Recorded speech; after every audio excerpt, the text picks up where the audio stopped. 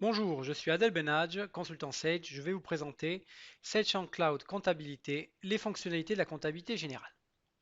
Donc tout d'abord, je vais vous présenter la saisie dans les journaux dans la comptabilité. Donc cette saisie, elle est simplifiée puisqu'on va vous proposer en standard différents modèles de saisie. Donc vous allez pouvoir créer vos propres modèles de saisie pour pouvoir saisir plus rapidement sans éviter de se tromper sur les comptes, sur les calculs de la TVA. Vous allez pouvoir mettre des automatismes. Voilà, on va pouvoir saisir en rafale plusieurs lignes en même temps. Saisir des références en rafale également.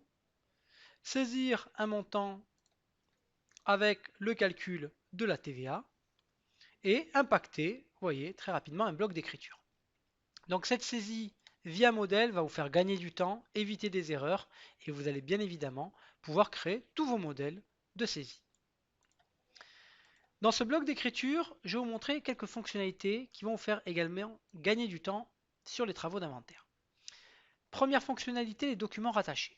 Vous avez la possibilité dans cette colonne de rattacher des documents externes. Donc, visionner les documents rattachés, rajouter des documents de type Excel, Word, PDF. Voilà, par exemple une facture que vous allez pouvoir rattacher sur le bloc d'écriture. Donc, ce document externe va être stocké sur l'écriture et également partagé avec l'ensemble des collaborateurs qui ont une licence Office 365. Donc on voit l'image qui est rattachée, mais surtout on va avoir toute une arborescence qui sera proposée à l'ensemble des collaborateurs qui n'ont pas Sage mais qui ont accès à SharePoint 365. Donc automatiquement il m'a ici créé une arborescence Sage avec toutes les écritures comptables et on voit ici 2020, le journal d'achat et les documents qui ont été rattachés. Donc très pratique pour attacher et partager, archiver des documents externes à la comptabilité. Autre fonctionnalité qui va vous faire gagner du temps, c'est les produits constatés d'avance et les charges constatées d'avance. Sur cette charge, j'ai la possibilité d'affecter une période pour la régularisation. On va dire par exemple que cette charge ou ce produit, on peut l'utiliser dans les deux thématiques, dire que cette charge est affectée du 1er janvier 2020 au 31 janvier 2021. Donc 1er février 2020 au 31 janvier 2021. Donc pour éclater cette charge sur deux exercices, parce que c'est un contrat de maintenance par exemple, et bien évidemment recalculer des écritures, reventiler à prorata temporis les écritures sur 2020 et les écritures sur 2021.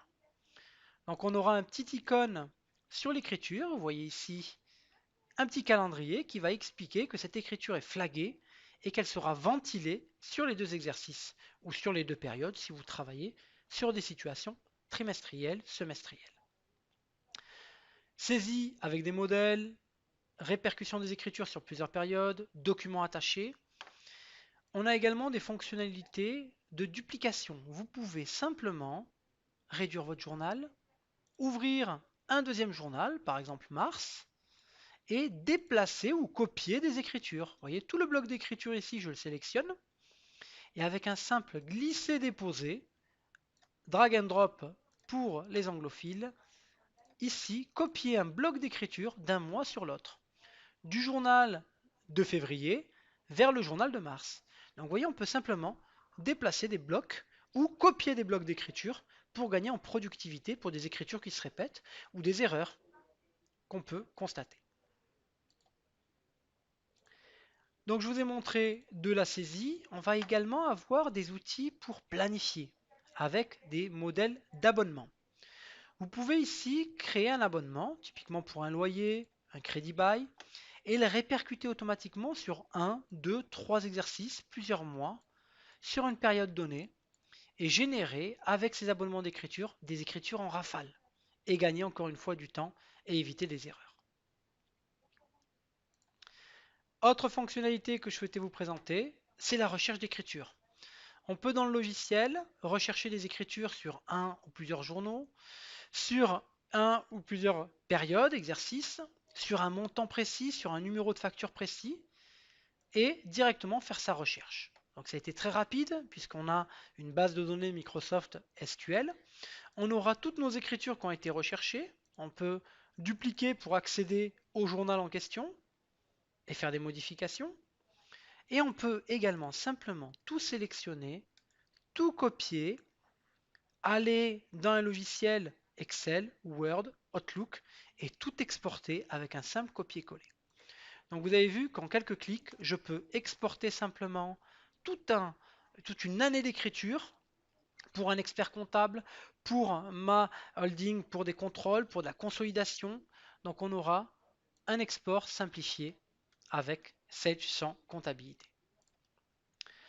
Donc je vous ai présenté de la saisie d'écriture avec des modèles de saisie, des documents qu'on peut rattacher et partager avec SharePoint, de la saisie d'écriture de charges et produits constatés d'avance, de la recherche dynamique et des abonnements pour gagner du temps sur les écritures générales. Merci.